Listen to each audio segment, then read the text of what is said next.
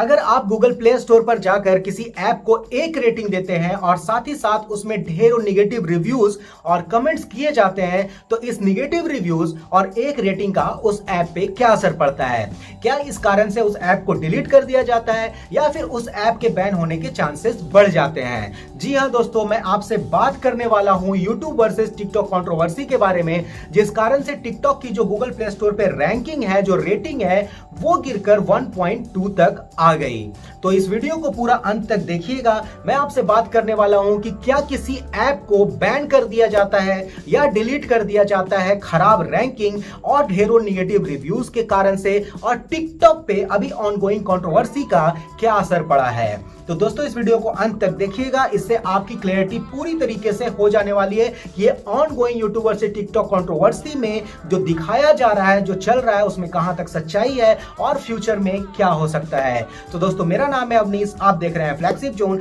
चलिए जल्दी से शुरू कर लेते हैं और बात करते हैं इस ऑनगोइंग कंट्रोवर्सी में गूगल का क्या रोल रहा और यूट्यूबर से टिकटॉक में टिकटॉक बैन हो सकता है या नहीं हो सकता है।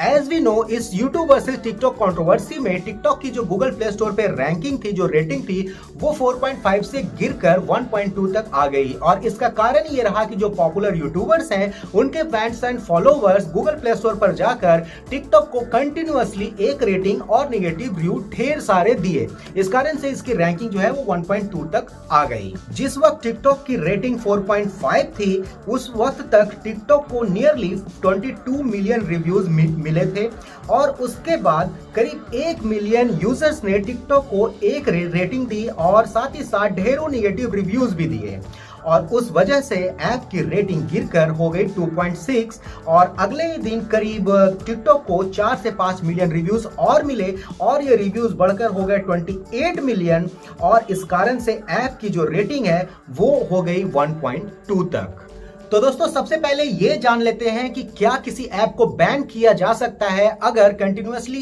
एक रेटिंग और निगेटिव रिव्यू उसे मिल रहा है तो इसके लिए मैं आपको सबसे पहले ये बता देता हूं कि अगर किसी ऐप को एक रेटिंग या निगेटिव रिव्यूज दिया जाता है और वो रिव्यूज और रेटिंग बल्क में ना होकर किसी कारण से है, उसके पीछे कोई जेन्युइन लॉजिक है, कोई जेन्युइन कारण है, तो उस रीजन को कंपनी रिजॉल्व करने की पूरी कोशिश करती है। और हाँ, इस कारण से उस ऐप के रिपुटेशन पे तो सवाल खड़ा होता है, लेकिन उस ऐप को बैन नहीं किया जाता है। उसके पीछे जो रीजन है उसे सॉर्ट आउट करने की पूरी कोशिश की जाती है। लेकिन अगर किसी ऐप को बल्क में रिव्यूज दिए जाए, बल्क में निगेटिव रिव्यूज और एक रेटिंग दिया जाए और उसके पीछे कोई कंट्रोवर्सी है, जैसा कि हम लोगों ने अभी देखा यूट्यूब वर्सेस टिकटॉक कंट्रोवर्सी में कि यह किस तरीके से स्टार्ट हुआ और किस तरीके से लोगों ने इसे वन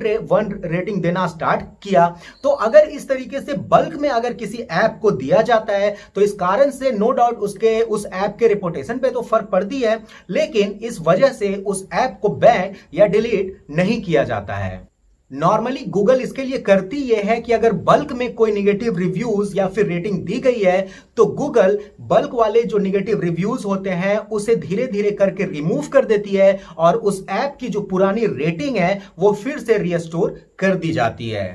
फॉर एग्जाम्पल, अगर टिकटॉक के कॉन्टेक्स्ट में अगर इसको लिया जाए तो जिस वक्त मैं ये वीडियो बना रहा हूं, इस वक्त जो टिकटॉक की रेटिंग है वो 2.9 है, लेकिन अभी कुछ दिन पहले ही टिकटॉक की जो रेटिंग थी वो 1.2 तक चली गई थी। उसके बाद जो इस पे रिव्यूज थे वो 21 मिलियन से बढ़कर 22 मिलियन हो चुके थे और फिर कुछ दिनों के बाद निगेटिव रिव्यूज मिलियंस में आए और ये 28 मिलियंस तक चले गए और इस कारण से टिकटॉक का जो रेटिंग 4.5 था वो नीचे गिरकर 1.2 तक चला आया। लेकिन चूंकि ये बल्क में था, इसके पीछे एक कंट्रोवर्सी थी, इस कारण से गूगल ने फिर से जो निगेटिव रिव्यूज थे उसे धीरे धीरे करके हटाने लगा और आप देख सकते हैं कि किस तरीके से जो निगेटिव रिव्यूज 28 मिलियन तक जा चुकी थी वो अब 20 मिलियन के आसपास आ चुकी है। तो इतने सारे निगेटिव रिव्यूज को गूगल ने गूगल प्ले स्टोर से रिमूव कर दिया और इसका रिजल्ट आप क्लियरली देख सकते हैं कि जिस वक्त मैं ये वीडियो बना रहा हूं अभी टिकटॉक की जो रेटिंग है वो 2.9 तक आ चुकी है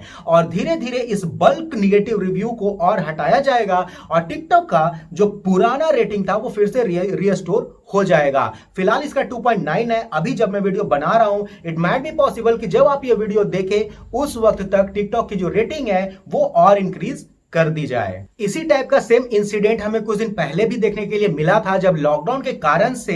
video conferencing platform zoom app बहुत ज्यादा चलन में आया था, लेकिन सिक्योरिटी थ्रेट की वजह से कुछ लोगों ने गूगल प्ले स्टोर पर जाकर वहां निगेटिव रिव्यूज दिए थे, एक रेटिंग दिए थे और इसके पीछे कारण यह था कि बहुत सारे लोगों को सिक्योरिटी थ्रेट देखना पड़ा था जूम ऐप के कारण से और कुछ लोगों का आईडी भी हैक हो गया था। इस कारण से हजारों के संख्या में लोगों ने गूगल प्ले स्टोर पर जाकर जूम ऐप को एक रेटिंग और बल्क में नेगेटिव रिव्यूज दिए थे। जब जूम ऐप का जो रेटिंग 4.5 था उस टाइम पे हजारों लोगों ने इसके बारे में नेगेटिव रिव्यूज दिए, इसकी खराब रेटिंग दिए। इस कारण से जो इसके रेटिंग थे वो उस टाइम पे 2 तक आ गई,